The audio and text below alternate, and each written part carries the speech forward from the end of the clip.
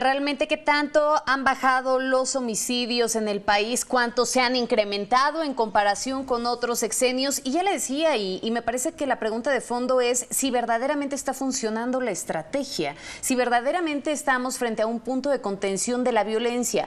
Porque de pronto, mire, también es interesante cómo ha disminuido la percepción de violencia entre la ciudadanía. Sin duda la gente piensa que las cosas están mejorando. Pero bueno, pues aquí la mejor opinión es la de usted. Vamos a continuar con el tema de los feminicidios. Le agradezco mucho a Ana Katiria Suárez Castro, abogada penalista, defensora de género y derechos humanos, que nos acompaña hoy para poder profundizar en este tema, los feminicidios, la violencia de género en nuestro país. Ana Katiria, qué gusto platicar contigo. Hola Magda, siempre es un gusto estar en tu espacio, un espacio responsable. Muchas gracias. Oye, muchísimas gracias por acompañarnos hoy, Ana. Platícanos, por favor, ¿cómo podemos entender este fenómeno de los feminicidios, de la violencia de género en el país? De pronto daría la impresión de que hay avances en esta materia, de acuerdo a las cifras que presentaban esta mañana, que las políticas públicas, pues de pronto pudieran estar dando algún resultado. ¿Qué nos dices tú, que vives de cerca con las víctimas? Pues todo este andamiaje, todo este proceso, desde una denuncia hasta poder recibir, en algunos casos, justicia.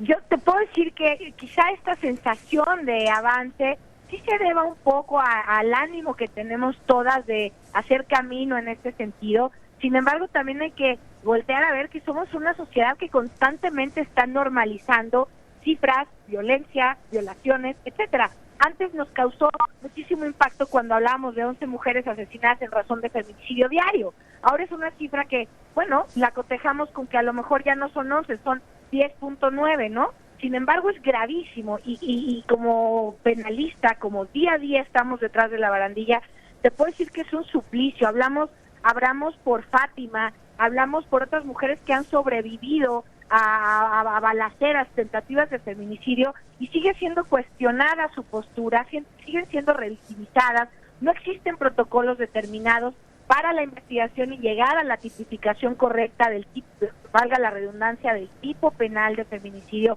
que se nos olvida recordar que no solamente protege y atiende a la vida como viejo y tutelado, sino a la dignidad de las mujeres. ¿Esto qué se refiere? A que no es cuestionable por nadie que se tenga que tipificar de esa manera.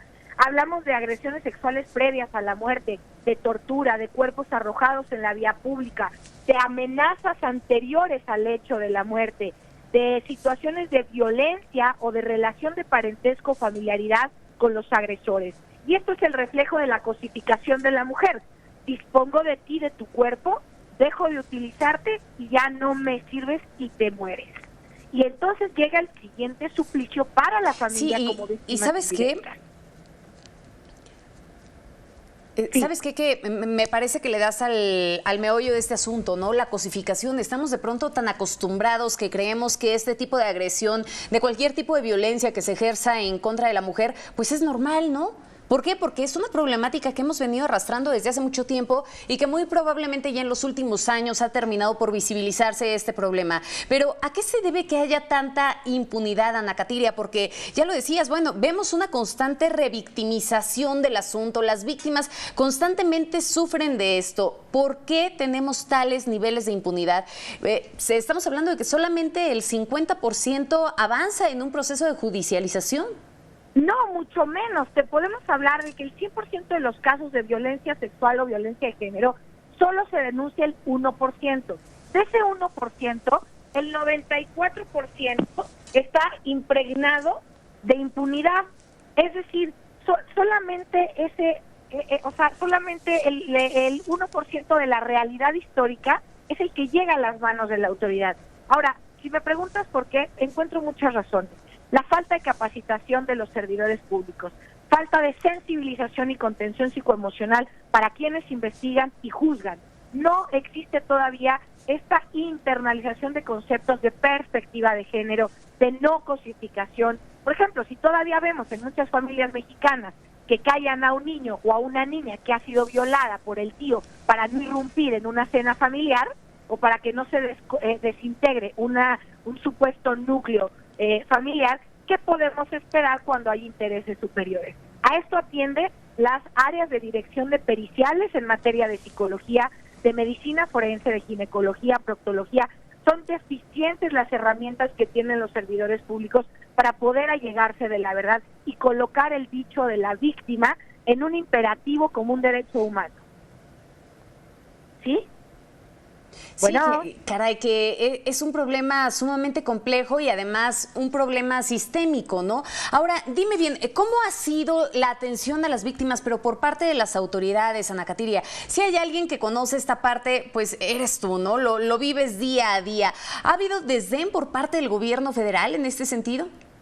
No hablemos del gobierno federal o local. Volteamos a ver a Chihuahua y todavía no conciben que una mujer después de haber sido violada o destazada sea un feminicidio, o vamos al Estado de México y ocurre lo mismo. O sea, como bien dices, es una problemática, es sistémica esta violación de derechos humanos de las mujeres. Pareciera que es más allá de la sistematización de esta violencia institucional, también permea en la cultura de las autoridades que imparten justicia. El hecho de que las leyes vayan perfeccionándose no quiere decir que los operadores de justicia estén capacitados y sobre todo sensibilizados para que cuando llegue un caso emergente, una mujer golpeada, asuman como relevante estos casos. Seguimos viendo que niñas que llegan después de haber sido penetradas a los 17 años, las siguen cuestionando a ver si estaban tomadas o por qué no estaban en su casa o de hace cuánto habían sido penetradas en contra de su voluntad y no dijeron algo. Apenas estamos tratando de construir en el criterio de los juzgadores, de los investigadores, que el dicho de la víctima y la lesión psicoemocional que se ve reflejada en ellas sea imperativo en los actos de investigación, más allá de los prejuicios sociales, culturales, que en este México tenemos tan arraigados con la cultura de violación permitida en nuestro país. Y fíjate que hablando de esta cultura de violación y demás, pues justamente tú llevas uno de los casos que sin duda se han vuelto sumamente mediáticos en las últimas semanas, y es el caso de Basilia, una de las víctimas, de las presuntas víctimas de Félix Salgado Macedonio. ¿Cómo interpretar en este caso los comentarios recientes del presidente? ¿Cómo lo viven desde la perspectiva de las víctimas y más en un contexto tan politizado como el que estamos viviendo ahora en un año electoral? Pues es que para mí, si me preguntas, te puedo contestar como litigante, te puedo contestar como feminista, pero también te puedo contestar como mujer. Y creo que tenemos derecho a colocarnos en esa postura más allá de puestos políticos, de candidatos o de partidos políticos, ¿no? Es irrelevante a mi consideración que trate de colocarse un hecho de justicia, de análisis jurídico, de estándares internacionales en donde se protege el dicho de la víctima para colocarlo en un tema político. Me parece que si hablamos de estricto apego a derecho, la presunción de inocencia es algo que jamás vamos a pedir que se haga a un lado. Justamente nos abocamos a que todos los procesos de las víctimas sean respetados y no podemos pedir lo contrario para las personas que están siendo acusadas. Pero aquí no se trata de eso, aquí se trata de que un país entero estamos conmocionados porque sí se debe tener calidad moral para poder representar a un pueblo tan dolido con tantas violaciones a nuestro género como un sector vulnerable. No creo que sea menester interpretar el dicho de cada quien, sino abocarnos a que hay un dicho, otro, al menos 5 dichos con denuncias puestas en diferentes etapas de la vida, es decir, que no encuentran conexidad salvo con el sujeto activo y que no hay necesidad de ninguna de ellas de mentir, pero sí hay una oportunidad de que las víctimas han encontrado para decir, no quiero callar más. Así hayan pasado 20 años, 40, nadie está diciendo que se le meta a la cárcel a una persona que no ha sido juzgada o que no se le respeten sus derechos. Estamos hablando de que estamos en un país que vive todos los días con temor de salir a la calle y que no sabe si vas a regresar a tu casa o vas a regresar después de haber sido perpetrada porque un superior jerárquico, porque la violencia política e institucional, porque el empresario fue. Entonces, pues hay una disparidad en este debido proceso de las víctimas frente a sus agresores cuando constituye esto un interés superior al de solamente tratar de restablecer pues las emociones de una víctima, ¿no? Dime una cosa y déjame preguntártelo así. Sí. Yo entiendo perfectamente esta parte de que una víctima llega a un momento, en el momento que sea, que ya no puedes callar más y lo sé perfectamente también desde el ámbito como mujer, ¿no? Sin embargo, déjame ponerme en esta postura un tanto neutra. ¿Por qué la denuncia fue hasta ahora, Ana Katiria? Porque justamente el hecho de que surgiera ahora es lo que está llevando a que se argumente desde la perspectiva política. Mira, la verdad es que no me parece responsable de mi parte hablar de lo que inspira o no a una víctima a levantar la voz en el momento en que lo decida, pero me parece dable suponer que si yo veo a lo lejos que aquel agresor o que yo asumo o de quien me siento lesionada o agraviada vaya a ser el representante de mi estado, pues sí existen situaciones que pueden romper ese silencio, ¿no? O sea, no solo nos pongamos a ver como estrategia política, también volteamos a ver pues qué pasa con todas esas mujeres que han sido víctimas y que ven a su agresor a lo lejos en una postura de poder que las coloca en un estado de vulnerabilidad todavía mucho más grave que el que se encontraban antes en silencio. Incluso nosotras, al llevar esta plática, Magda, somos mujeres que al levantar la voz y colocar estos preceptos jurídicos y sociales, nos ponemos en riesgo porque podemos ser juzgadas, porque entonces estamos yendo en contra del sistema. Totalmente.